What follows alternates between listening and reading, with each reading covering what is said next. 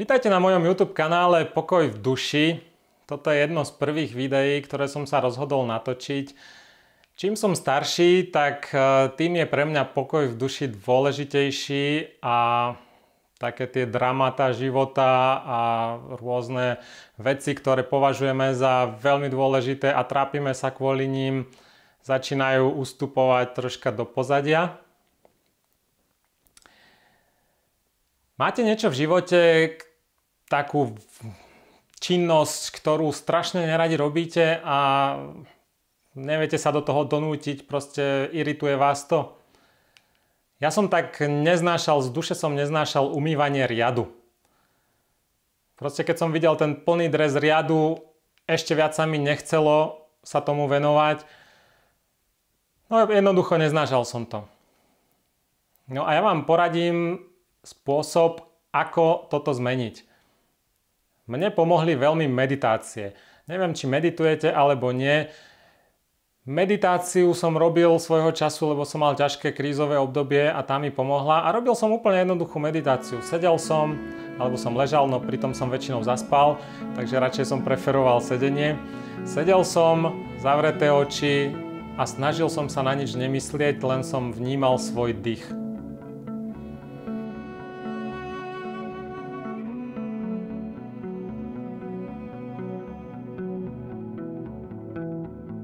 O tom si povieme neskôr niekedy v inom videu, ako to fungovalo, že to zo začiatku veľmi nefungovalo, ale potom sa to poddalo. No a keď som u tých meditácií, tak som sa rozhodol, že proste využijem nejakú meditáciu na to, aby som sa zbavil toho odporu k umývaniu riadu.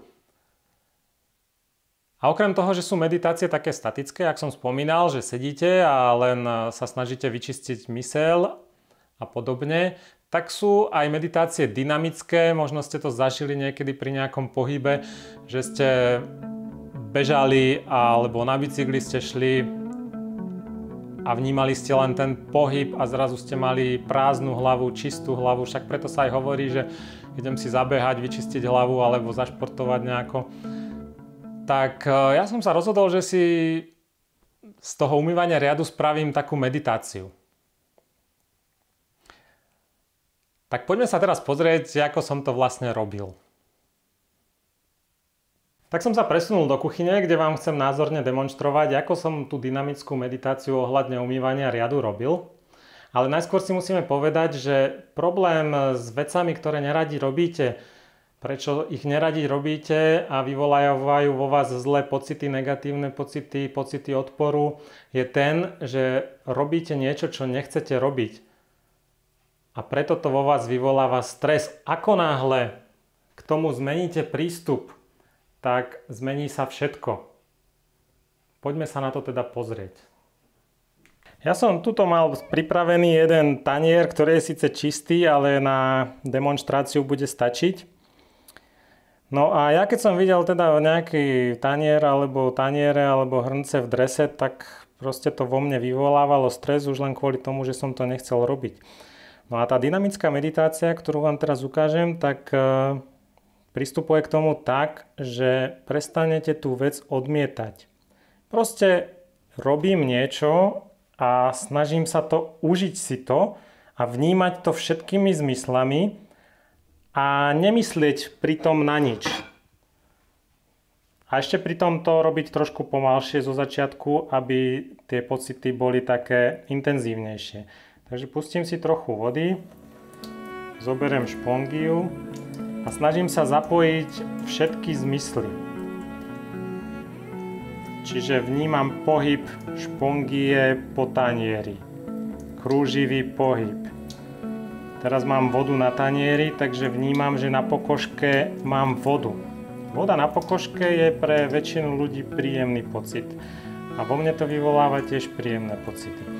Ako náhle vypustím z hlavy myšlienku, že nechcem to robiť a len sledujem, som ako pozorovateľ.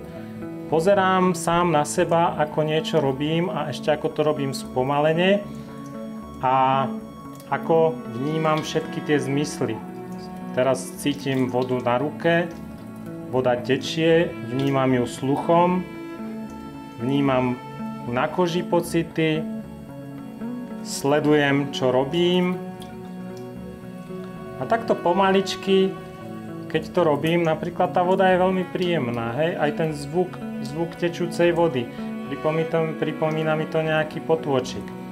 A takto pomaličky, keď to robím, to je v podstate tá dynamická meditácia, ale tá hlava musí vypnúť. Musím to len sledovať. Lebo ako náhle začnem rozmýšľať, a mne sa nechce, urobím to zajtra, prečo to musím robiť ja, tak už sa tam vytvárajú tie negatívne pocity.